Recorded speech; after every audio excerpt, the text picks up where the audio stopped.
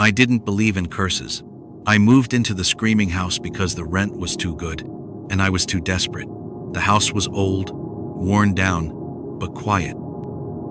At first, the second night, I noticed the corner room upstairs was always cold. A suffocating kind of cold, like the air itself was dying. I kept the door shut, but one night, I heard it creak open. I checked. No one. But then the room, it shifted. I can't explain it. The walls felt like they were breathing. That's when I saw it. A figure crouched in the far corner, all wrong angles and stretched limbs, its head slowly cocked sideways, like it was curious.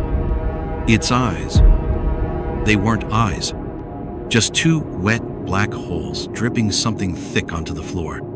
And then, it spoke. But it didn't use words. It mimicked me. My voice, my laughter, my crying, all layered over one another in this awful soundscape that echoed inside my skull. I slammed the door shut and shoved the dresser in front of it.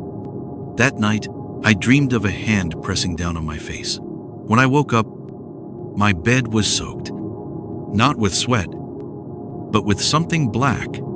I moved out the next morning, but some nights, in my new place, I still hear my voice, crying from another room. I was hired to inspect the wiring of the screaming house. I didn't care about the stories. Hauntings, demons, just noise. But the attic, God, the attic, it looked untouched for decades. I found scratch marks in the wooden beams, deep and erratic, as if someone had clawed them from inside the walls. And then I heard it, scratching, coming from beneath the floorboards. I thought maybe rats, but the pattern was too deliberate, slow, steady, like fingernails dragging across skin. I crouched down to listen closer. That's when I saw a dark gray hand emerging from the crack. Then the scratching stopped, only to resume behind me. On the attic door, I turned slowly, and carved into the wood were 4 words. "You're not going home." I ran, but every stair I hit felt soft, like something underneath was shifting, trying to pull me through. When I got to my van, my arms were bleeding, deep scratches running from shoulder to wrist, fresh. I don't know when I got them, but a week later, my skin started to peel, slowly, in long, perfect strips, like something was still trying to crawl out of me. I stayed a single night in the screaming house as a dare.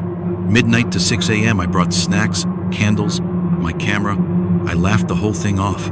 But then, 3:13 a.m. hit, and the screaming began. It started low, like wind moving through shattered lungs.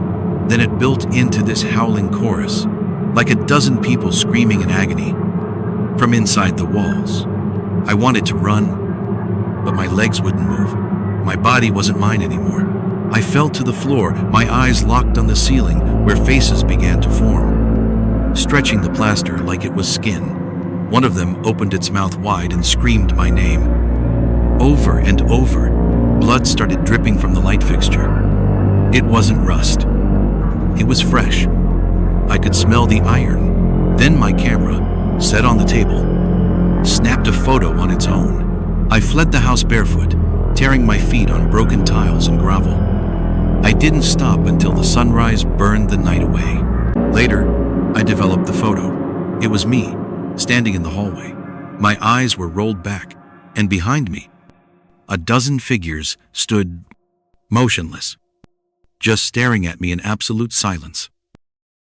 Every haunting has a witness. You've just become one. Subscribe and never be alone again.